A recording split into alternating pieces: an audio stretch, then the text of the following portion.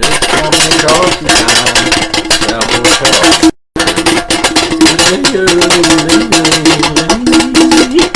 It's cowboy coffee time.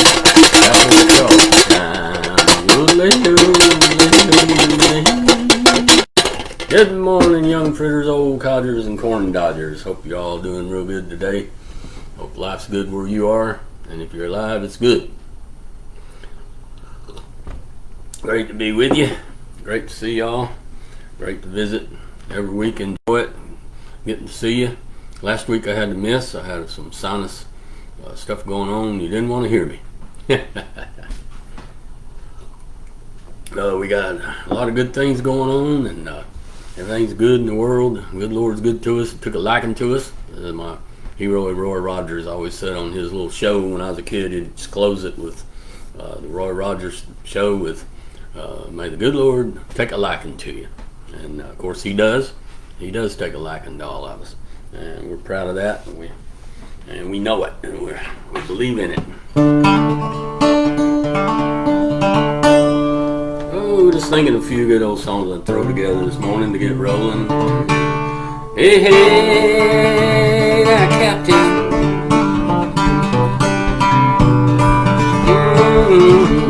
Now good morning, Captain.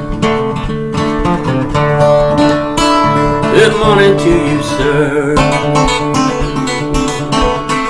Good morning, Captain. Good morning to you, sir. Hey, hey, hey, hey.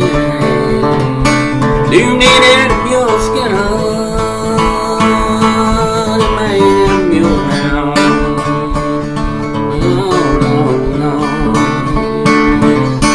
Hey, hey, little water boy, won't you bring that bucket round? Hey, little water boy, I wanna bring that bucket round. Need some water, just bring that bucket round. And I'm going to California, where to sleep out every night. Yeah, I'm going to California, where to sleep out every night. And even in the wintertime, they got a summer sky.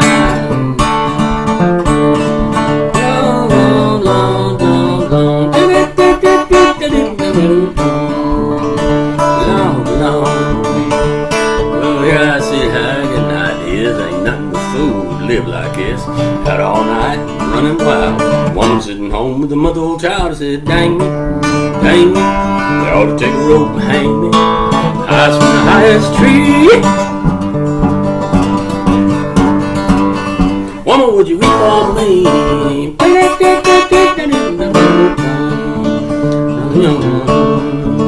Well, I've been a fool. I've been a fool.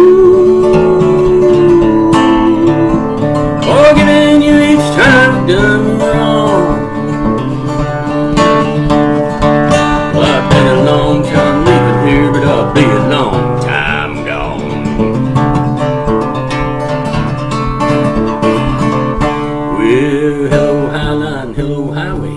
Here come big old semi my way. Stick up my tongue, here the truck comes. Truck run by, whoops the legs on my Levi's. Go whoop, whoop, whoop, whoop, whoop.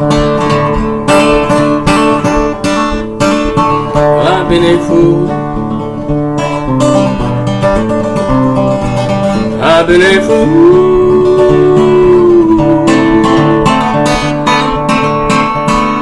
Forgive me each time you done me wrong. Well, I've been a long time living here, but I'll be a long time gone.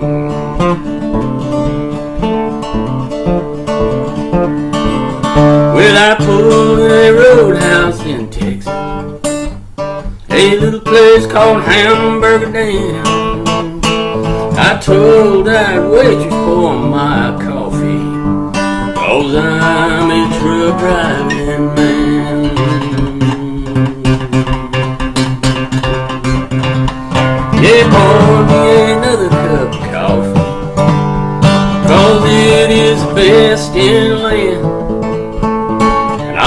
put a nickel in the jukebox and play that truck driving man.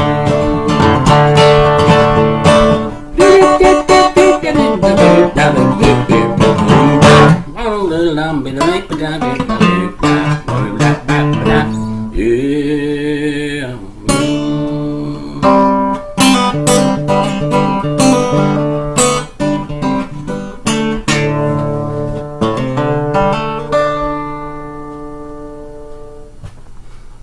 I've been a fool.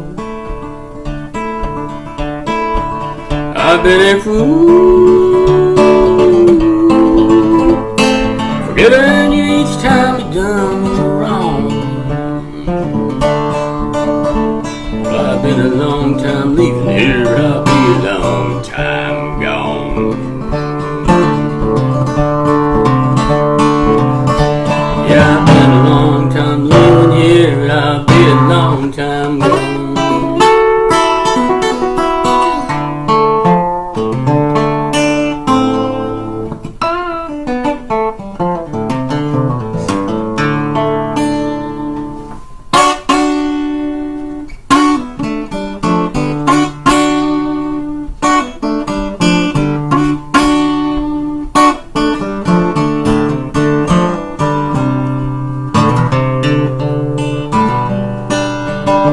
We were just a dirt poor family living down Tobacco Road. Another case of too many mouths to feed.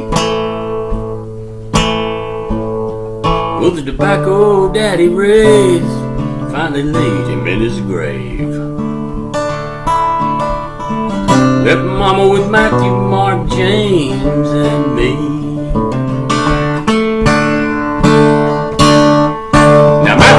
Was the oldest, he had gambling in his blood. Thought he had all the luck he'd ever need. Till one night down in Memphis, Lord had shot him with a 44 as he pulled the last ace up his sleeve. Mama tried the best you know to raise her boys upright. Spent a lot of late nights down on her knees, asking that the good Lord would make us see the light. But it seemed like every time we turn over a new leaf, oh, it seemed like every time a stronger wind would blow. Another branch would fall from the family tree.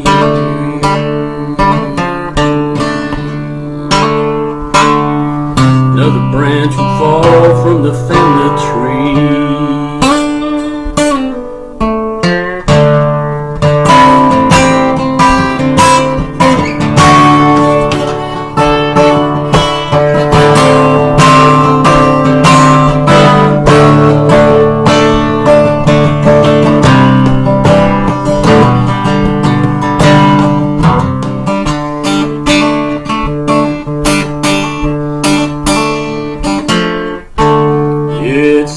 Every time a stronger wind would blow, another branch would fall from the family tree.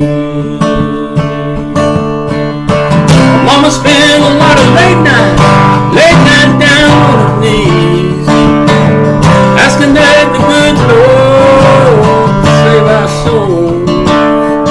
But it seemed like every time a stronger wind would blow, branch would fall from the family tree.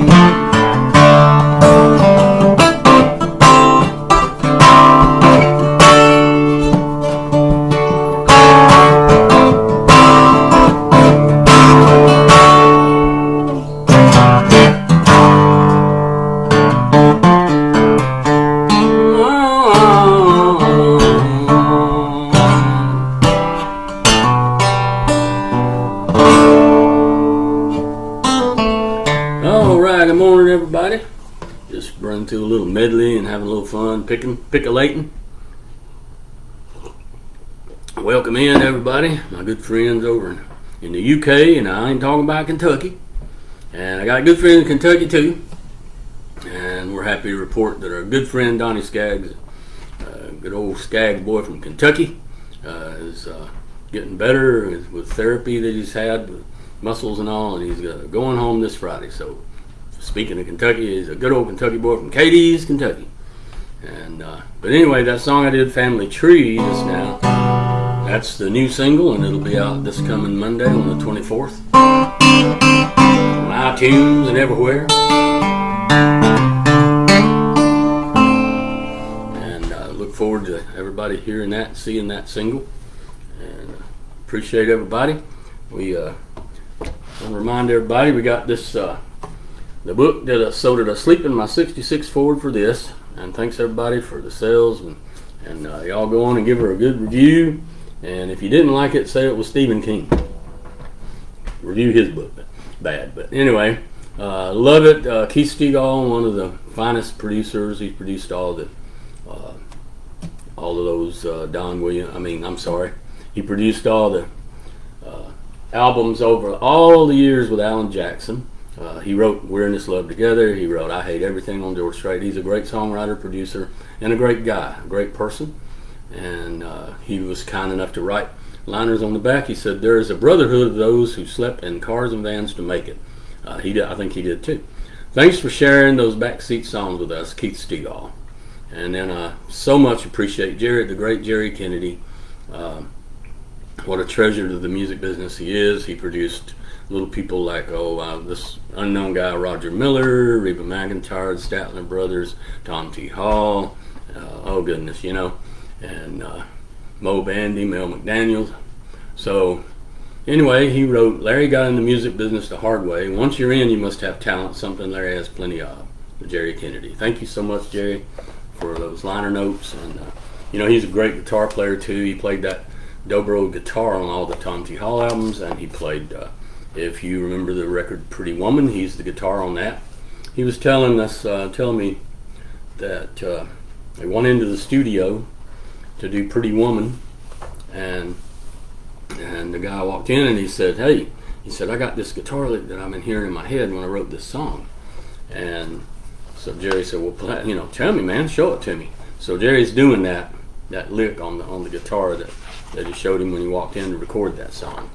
So great history, great people, and all the stories. Someone was talking on Facebook this morning about the Longhorn down off Music Row. It was a big hangout, and I should have had my name on the stool back there. It was a lunch place. We all went in and got,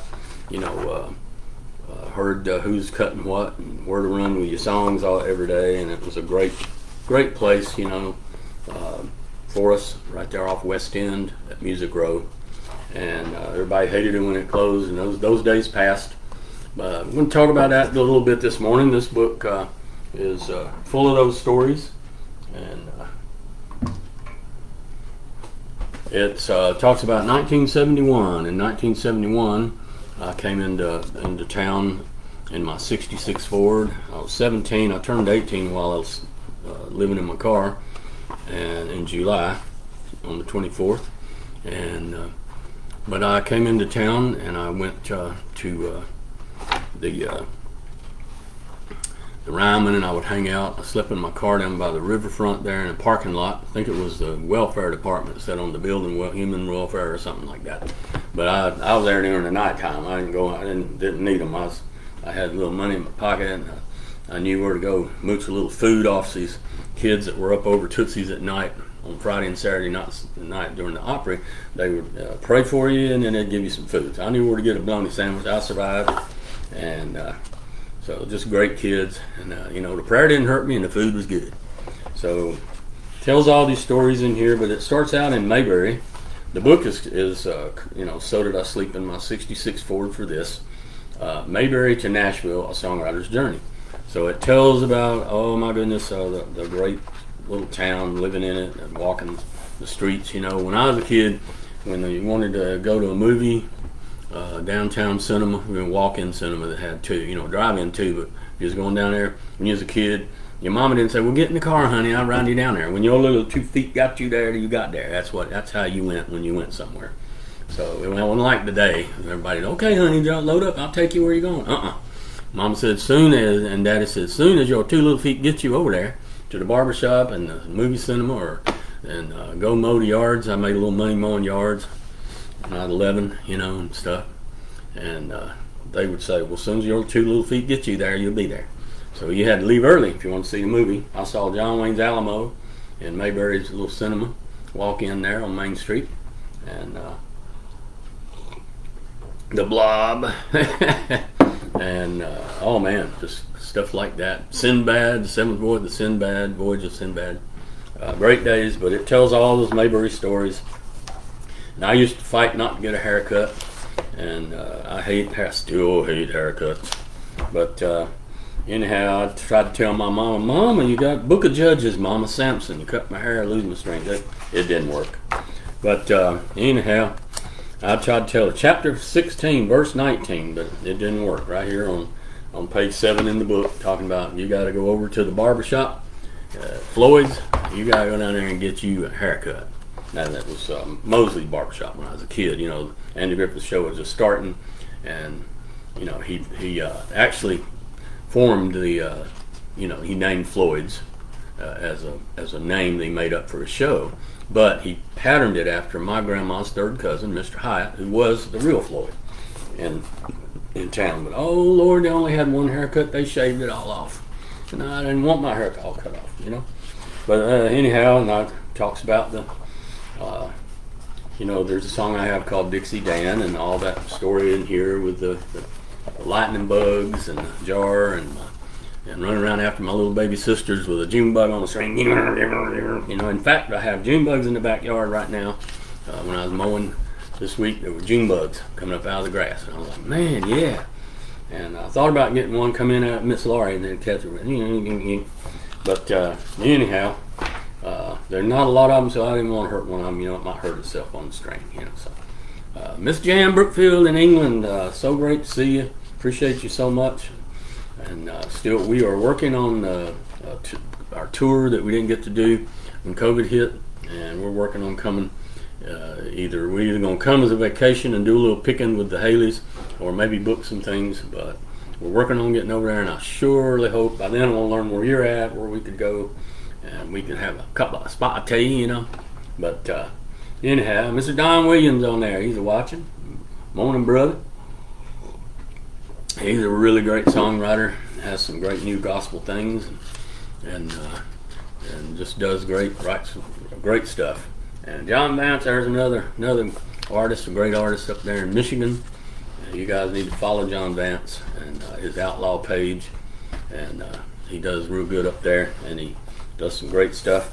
But just one of my friends was on here this morning. They were talking about the Longhorn restaurant and saloon off Music Road, that era. Oh, in here you'll read about it was a time when I was friends with Garth Brooks before anybody had ever heard of Garth, and he sang demos for us, sang our songs for us, and we did the Bluebird Cafe together, and he was around town trying to get. Nobody would sign him, that's so many people are like that. Alabama was turned down by every label in town. You just can't give up, And he wanted it. If you want it really bad, why, they all turned down Travis Tritt. I had a good friend who was one of the guys in this book, Al Cooley.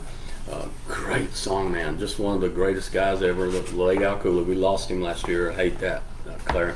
But just one of the great people of Music Row and then Nashville. And the labels, and he looked for songs for Montgomery Gentry, and he looked for songs for Confederate Railroad, and for George Strait, everybody that sought him. But he's famous for one day this guy named Garth walked in and played him his vocals, what he had done, and he told him, man, you just need to go back to Oklahoma. So he's famous for that. Yeah, you're never gonna make it, Hoss. Just go back to Oklahoma and don't give up your job. So, but those things happen, There are people who kick themselves because they didn't sign Garth, but that's the business, That's how it works, When I was there in '71 as a 17-year-old walking the street, there was a couple. I had this big old fat guy with a cigar, and you've always heard of the fat guy with a cigar. He was in Central Songs, They had all the Buck Owens songs publishing and Merle Haggard back then. And I walked in, and then you was carrying this little 5-inch reel-to-reel tape, that went on you had to wind it up on a tape recorder and play it. Most of the time they'd say, pick up the guitar and play it, because they didn't want to string that tape up, Just play some out for me, man. But he played my song. He said, son, just go back to the library. He said, don't give up your cotton mill job. He said, I get these songs every day. You don't just go on back home and forget this thing. He said, I get just like this all day long. I left everyone. I'll show you, fat boy. But went down the street. But that's good. It gives you that. That'll either make you give up or that'll make you go, we'll just see about that, brother. But and that's what I did.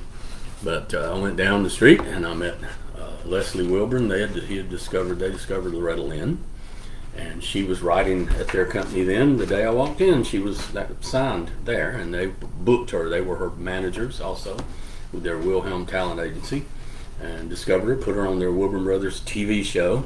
Everybody remembers Loretta sitting on the swing with Teddy, one of the brothers, and on their TV show singing every week, special spot, and then singing her own new song, Your Squalls on the Warpath Tonight.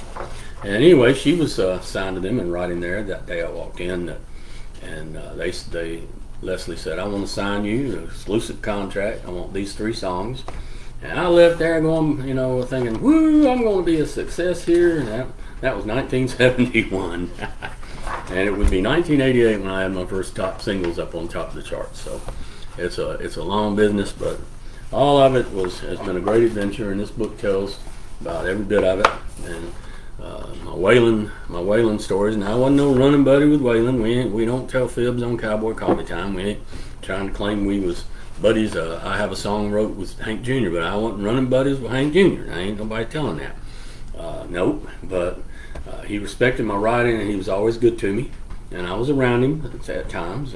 And I wrote for Loretta for 14 years altogether, but 11 years under contract working with her. And I didn't see her a lot. She was on the road all the time. And I was in the music row or in the studio or walking the streets trying to get a song recorded, or sitting back banging on the guitar trying to make something up that somebody would buy. And, if you want to find out how hard it is to write a song today, get you out a piece of blank paper and sit down and write me one that's a hit on the radio that Garth Brooks will cut today. And then you'll start to discover. Woo! So I've got thousands of songs and about 3 big hits, and 5 or 6 really, chart things and that everybody knows, and then about 20 that were on top 30s, 40s, and all that stuff. And then a bunch of cuts on legendary people like George Jones and stuff that weren't big hits. And that's just pretty much the way a career is, And there are a few people very fortunate. They get a run of a lot of top songs, and God bless them. And I'm happy with my career. I'm happy with what the good Lord let me have, and I've had a lot of fun. I could have done more probably, but I was always stubborn, and did it my way. And I was always kind of on the outlaw side of town. I was never their fair-haired child, and I like it that way. So, but I love everybody in Nashville, and it was all great. I chose that. That's who I was, and that's the kind of music I played. And Nashville didn't really want any more Hank Juniors or Waylons, and stuff. They were changing. You had all the L.A. people come in. They cost me about $200,000 one morning in about 30 seconds. I know Miss Wanda was at Warner Brothers. She was in the meeting. She told me. But God bless the girl that said it. I do not dislike her, but a girl from L.A. said, oh, no, this song about the South of Travis Tritt. She said that, we can't push that up too big, But she was from California. She don't know nothing about the country music in the South, then. But it all was changing. But it was supposed to be the next single. It became a hit on underground radio. There was a syndicate called rock and country radio stations. So I still made money, and it was came on called Son of the New South. So and there's somebody calling for it right now. They just sent me a little message. They want it right now. But we still did good, We got the album right here behind me, and it's almost triple platinum. But God bless them. But things were changing in the late 80s, just as we were kind of hitting our stride. We got a lot of country music going, but the people who had come in and taken over the powers were from LA and New York, and they did not know our culture and our people. So it was this thing was changing, and they wanted to be more pop, more pop rock, country. So they did. And they showed it. They said, well, some of them were saying, we'll show them country people how it's done. Well, yeah, they did. It got so can't sell a CD. But anyway, any business goes through what it goes through. And if you can't take the heat, get out of the kitchen. You might want to go outside. But I never did worry about that. I did what I do and still do what I do. I never came to ask permission to do the music I love, So, but I love them. I mean, there's so many great people in this town, I tell you. And so many great people I dealt with over the years, And I love all of them. I love all these things. And it has a story in here. If you read the book, you'll find out when I invaded France. Right after the Wilburns signed me to write for them in '71, they got these low lottery numbers. They pulled a lottery of who's going to get, shipped to Vietnam. And my daddy was Army. I was either going to be a soldier or a musician. I mean, both of them. I wanted to do both, and I did end up doing both. I stayed in the Army in 1980, and I should have finished my time, but I thought working a little right, I wouldn't have time for the weekends. I was in the Army Reserve petroleum outfit, and but anyway, I had always wanted to be a soldier too. So they didn't pay me a salary, back then. They didn't give you money. You had to have a hit to make money. So I had a publisher. I was signed exclusive to write for them. So I knew when I was going to be deployed that I could mail my songs. So I did. I mailed my songs in from when I was deployed. And they had me under a 5-year contract from '71 to '76. And I did all that time in the Army. I came out of the Army a little bit and went back in, but to the Reserve. But anyhow, I decided that summer they weren't paying me. I didn't want to work in the cotton mill. I had a publisher to send songs to, and I wanted to be. I always loved being a soldier. I miss being a soldier today. But I made staff sergeant. I made sergeant in the United States Army, the Reserve. By the time I got out, I was section chief over pipeline. We were a petroleum outfit. We fueled helicopters, tanks, and things. But so anyway, I joined the Army. I enlisted in '71 during Vietnam. And so I was off overseas. Now I didn't send me. I had orders for Vietnam, and they changed them. So I enlisted for it, and they sent me to the Middle East. And they're shooting at us some there too, but nobody told you till you got there. But the terrorists. And I will tell you one thing: I believe in prayer. I don't think there's anything strange about saying you believe in prayer when you're American. That's just part of being an American person, I think. And or anybody, West, Britain, or anywhere, we believe in one above, And I ain't ashamed of that, and I don't think it's strange to say it. But I know that prayer saved me. There was a time I worked in a radar site in the middle of nowhere, and the bad guys, the terrorists, whatever, then they called it an international incident. Hit the truck, and I was supposed to have been in that truck, and on my way to the site, and a sergeant called to see me, somebody that was over me about something. So I didn't make that run, and so I know that was answered prayer. We did take some fire a couple times. Don't know if it was Kurds, if it was about the Kurd and Turkish conflict or terrorists. All I know is when a bullet went over my head, I found out I was not John Wayne. So just be honest. But I was those prayers back home kept me, and I know that. And I'm not going to hide it, and I ain't going to fail to say so and be thankful for it. But anyhow. During the time that I was scheduled over there, I invaded the country of France. You have to read the book to see what I mean by that. But I did. Let's just put it this way: where there's an embassy, that is the country that you. So I invaded it one night, France. I wanted some oranges. Tree. But anyway, had a lot of fun over there, and also there was some danger. But when you're 19. Turned 19 that year, you don't think that, you just think you're bulletproof, 10 foot tall and bulletproof. And I did. But I also knew there was a good Lord above. So anyway, this book tells about all the, and thank you so much. I had I got a message this week from some people that have read it, and it was really kind words about it, and they enjoyed it, and I appreciate that. I'm glad you did. Thank you so much for reviews. Reviews mean so much. Whether you got the book from me or from Amazon, they count. Their review counts with Amazon. So might weight it a little more if you give it a little more weight if when they put a verified purchase from Amazon, but they still count that reserve. It helps. So helps more than you know with those things. And thanks so much. There's people, I never met them, that gave me a great review this week. Also on Blue Mountains of Dan, the book that starts the mountain series. So I'm working on book 9 right now, called Ponies and Guns, A Wind in the Corn. Wind in the Corn. And working on that and enjoying writing that. It's always great to visit with you guys. And let's give a shout out to all of y'all and Miss Yvonne Dank. I hope I say the last name right. Winter in Norway. And Miss Jan says it's a great book. Really enjoyed it. Oh, I forgot I forgot about that. You got that book. Well, thank you. You got one that, yeah, you did. Actually, you did. I remember now, as we say. My wife and I will go, I remember now. And just appreciate you so much. But I've made a bigger print. I hope your print was bigger. Some of them came out with small print. So I hope you had glasses, but that very first run. But if you didn't get a big print, I can mail you one with a big print, and that looks better. But anyhow, I appreciate you. Thank you so much. And it's a story, where you get rolling. Miss Denise Ray Easter, the Easter brothers and Easter family, such a great family. And good morning to you. I so enjoyed this past Easter picking and grinning with y'all down at the store in Mayberry, and that was so fun. And I just had such a great time. And Miss Jan says she managed fine. I'll wear specs anyway.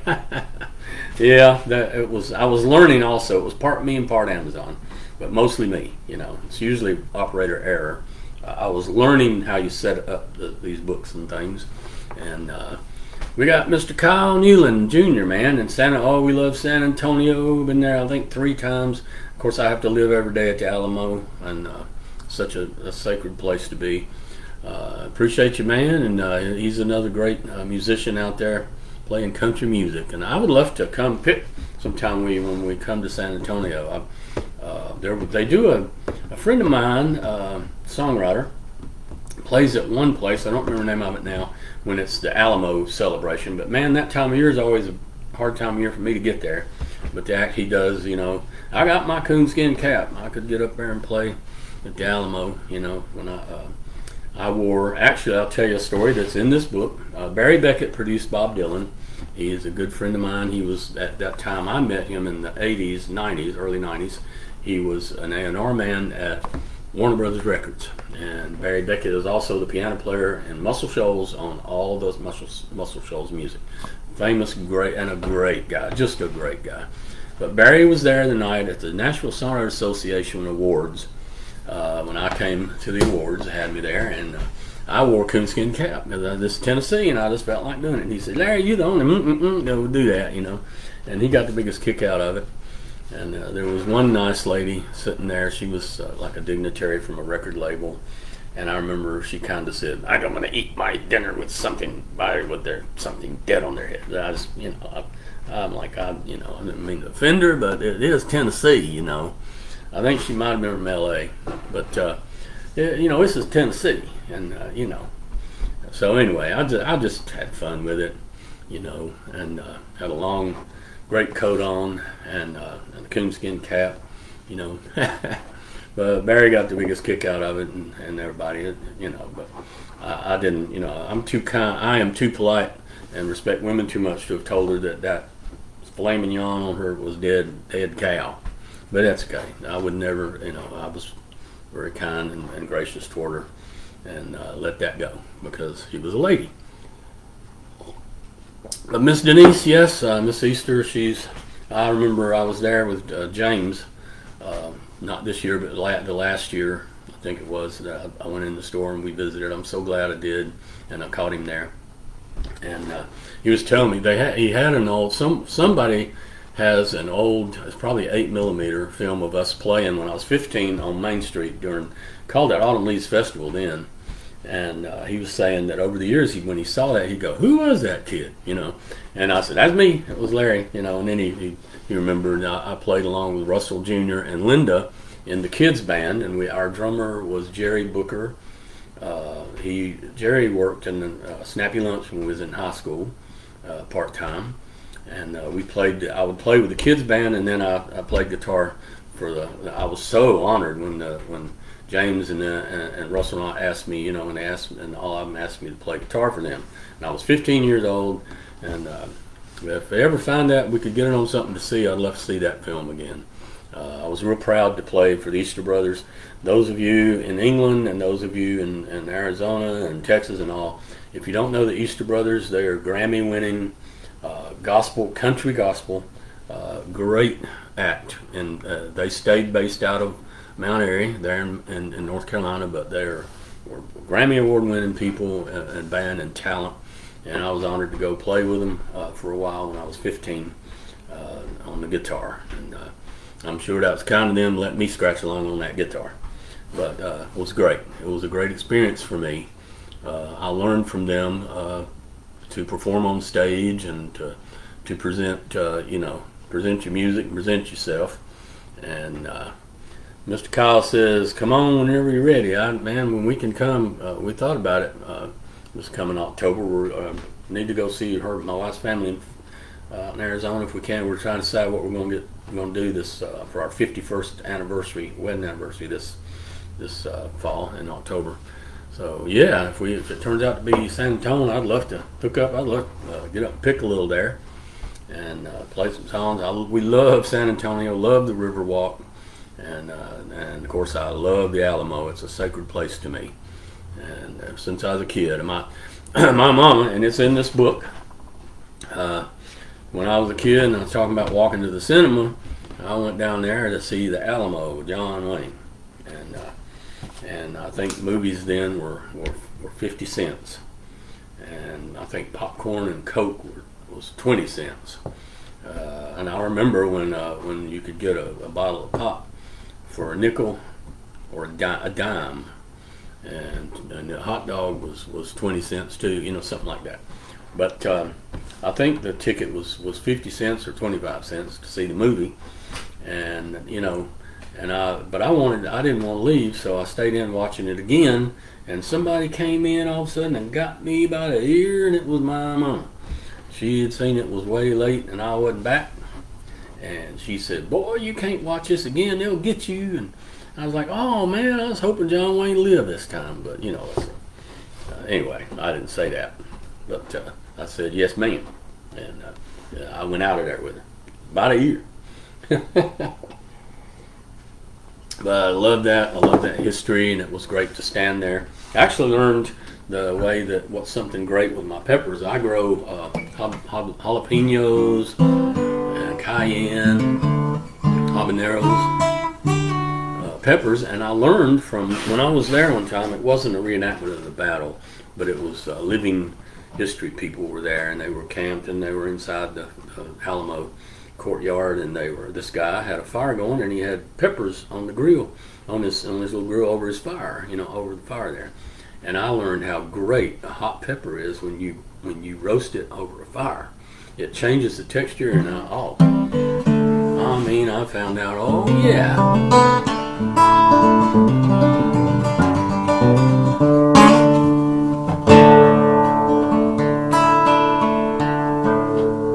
Ever since I was just a baby boy, I've heard the fiddle player bow,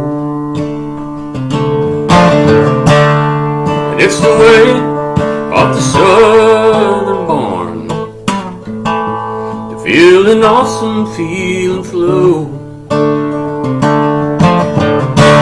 I've got to sing the world a song.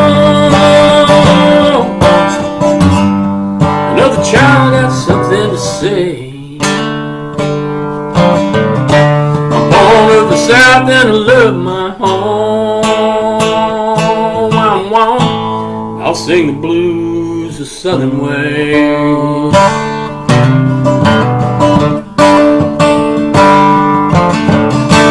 White cotton fields, long boxcar trains.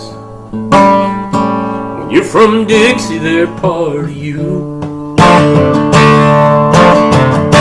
And Let a red ghost touch your deepest dreams, like midnight rains that pass on through. I've got to sing the world song. Another child got something to say.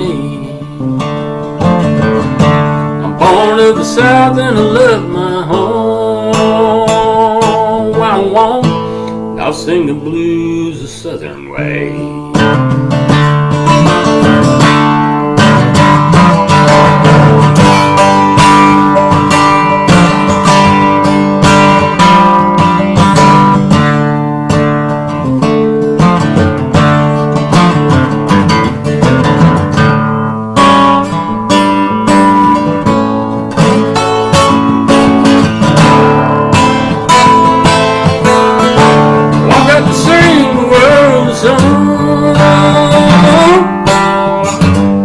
Another child got something to sing.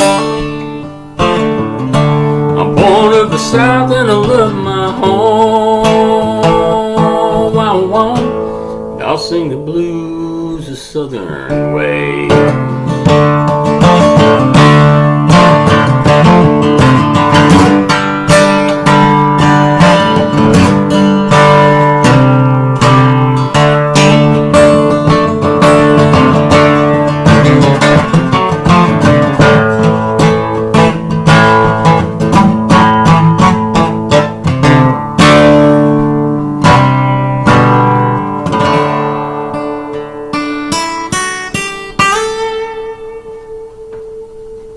Oh yeah, that's a song that I met Hank Jr. with, and said he was going to do that song. That was 1983. Hank, if you watch this, it's a time, brother. But he did write a song with me in '96. I had a single on him. But that's the song that I met him about. Everybody in the world had given it to him. I didn't know that. That's in that book too. The story that I was in my office at Loretta's in my studio. And Tom Dampier came running in. Tom wrote Can't Even Get the Blues on Reba McEntire, #1 song that year. And he came running in and said, man, because everybody wanted Hank to hear this song, Blues the Southern Way. And so he came running in and said, man, Hank's sitting right over there in the studio at Soundstage on, in the hallway right now. So I grabbed, back then it was a cassette, and I grabbed the cassette and I ran over. And he was sitting in the hallway, and I said, man, I don't want to hold you up or nothing, bother you. I said, but I'd like you to hear this song, when you got time. So I handed it to him. He looked at it and said, I got this, Hoss. He said, everybody has given me this song. My manager, my booking agent, my label. He said, I'm holding on to this one, man. And then he didn't know me. I'd never had a hit in 1983. I didn't have a big hit until '88. And I just started writing at Loretta's and company, and so he treated me so well. It was like that's always why I've liked Hank so much. I was nobody knew me, and he treated me with respect. He said, well, come on in the studio, man. We went in. He said, I want you to hear this, what I'm doing. And it was so funny. My song started out with da da da da da da da da Dixieland, and he had one in there that started out with Glory, Glory, Hallelujah, and it was called Mr. Lincoln. It was his Major Moves album. But he had me sitting there with him at the console, and they were mixing and getting it all finished. And so I've always appreciated that he treated me with respect like that. And so over the years, I got to know his manager and him better, and I would go by the office, and they always would call whatever I was writing. They would say, bring some by. And I always said, Hank told me he's going to cut stuff for years, and he finally did in 1996 on his Wham Bam Sam album called Don Juan de Bubba. And it was a fun song. It was a #1 CMT video. It was kind of past his time on radio. It didn't go to #1 on radio, but it got a lot of airplay, and we put a few beans in the pot. But so much fun. They called and said Hank wanted to write on that with me. I said, yep, all right. Somebody had told me in the tobacco fields in 1966, when I was 14 years old in North Carolina, that I would ever have a song written with one Hank Williams Jr. I'd have been like, yeah, sure I will. So great, and I appreciate him for that. He actually did have this song to cut on another album, and so what happened was that Waylon had gotten it from MCA. That he was on MCA then. This guy named Jimmy Bowen was producing Waylon, and he produced Hank too. Well, he got the same song, Blues the Southern Way, and his brother took it down to the house to Waylon, and then the label gave it to him. So they found, well, I was told they found out that they both had it, and neither one of them cut it out of respect for each other, so nobody cut it. So that's all part of the way it rolls. Sometimes you win, sometimes you lose, you know.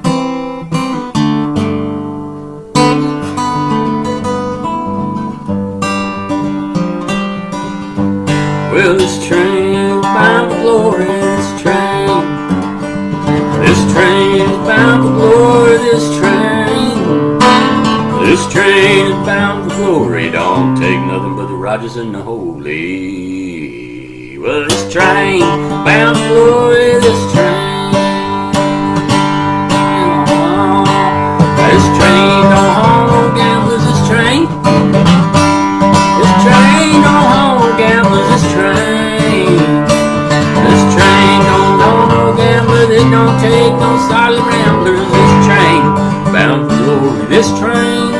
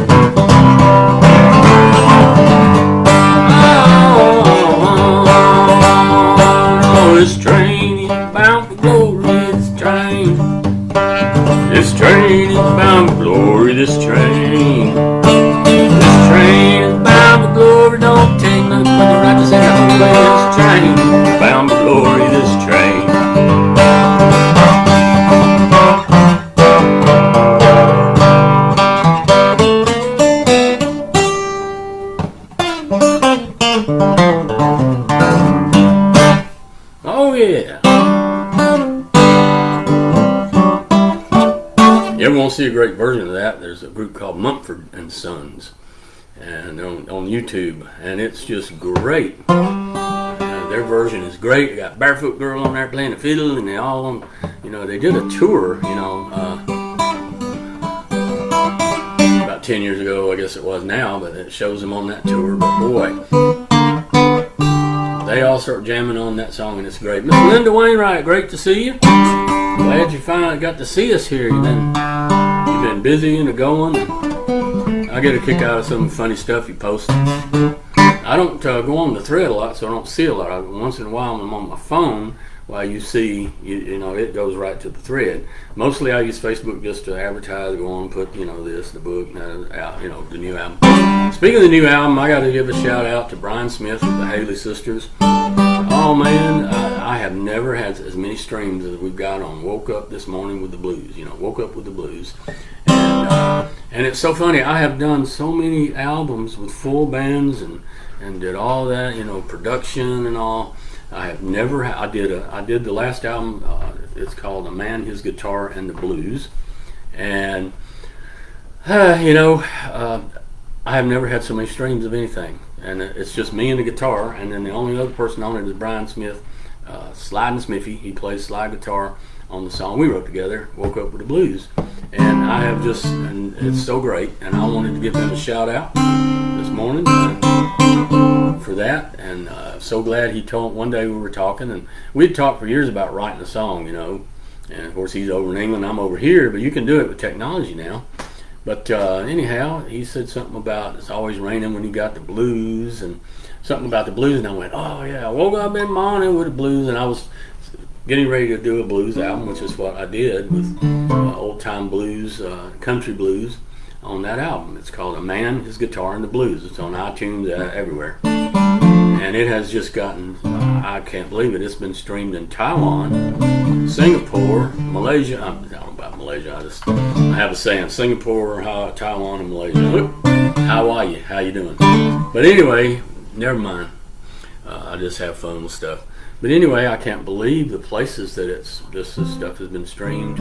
I've had so many black artists get in touch, you know, with me on this thing called Reverb Nation, who they dig it, you know. And I wondered about that because some people think, well, you know, you may not be doing those blues, but you know, we got the blues in us. We just grew up on the other side of the same cotton field, and I got the Hank Williams blues and the Jimmy Rogers blues and the Lead Belly. And Robert Johnson, and the blues in my soul. Lord, Lord, Lord. Now I ain't got no time for the blues. Ain't got no time for them low down blues. The sun is shining and I'm feeling fine. I ain't got no time for no blues. Now blues, get on up and out of here. Blues, get up and out of here right now. That sun is shining and I'm feeling fine. I ain't got no time for no blues. Now blues don't be hanging around my porch. Blues don't be hanging around my front door. That sun is up there shining and I'm feeling fine. And Lord, ain't got no time for the blues. Play them blues now.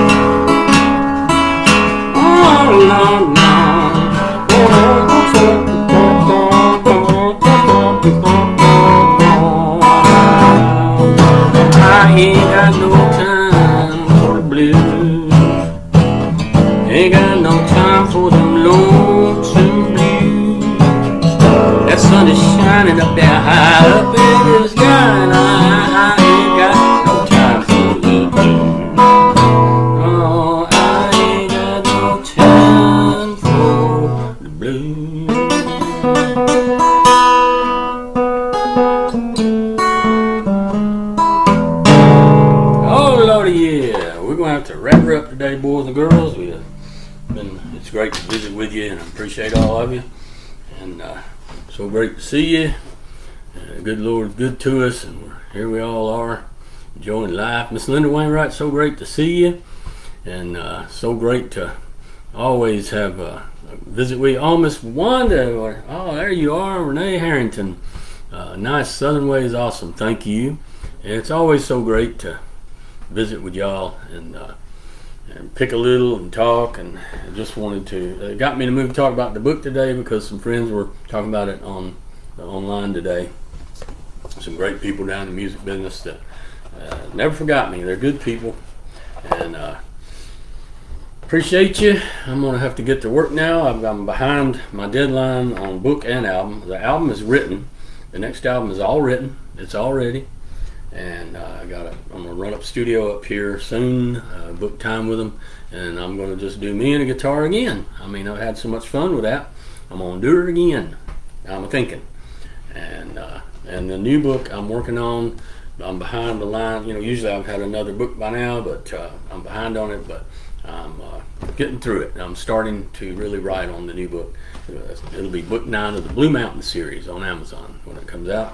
And I want to thank Barnes & Noble. They picked up 5 of them now, and they're on Barnes & Noble. Thank you so much, and we just appreciate everybody and love it. I love it. I've got word back lately from people, some I know, some I don't know, messages to the author telling me, you know, how much they love them, and that makes it so worth all the hours of research and the writing. Of course, I have fun telling the stories. It's been in the yarns, you know. We all have a great day, and it's great to see you, and always great to visit, and appreciate you so much. And we're going to get on out here and get to work, and y'all have a great day, and God bless you, everyone. It's Cowboy Coffee time. Cowboy Coffee time. Cowboy Coffee time. Y'all have a great day. You hear? Y'all come back. Yep. Doodle-doodle-dee-do-dee-do-dee-do-dee.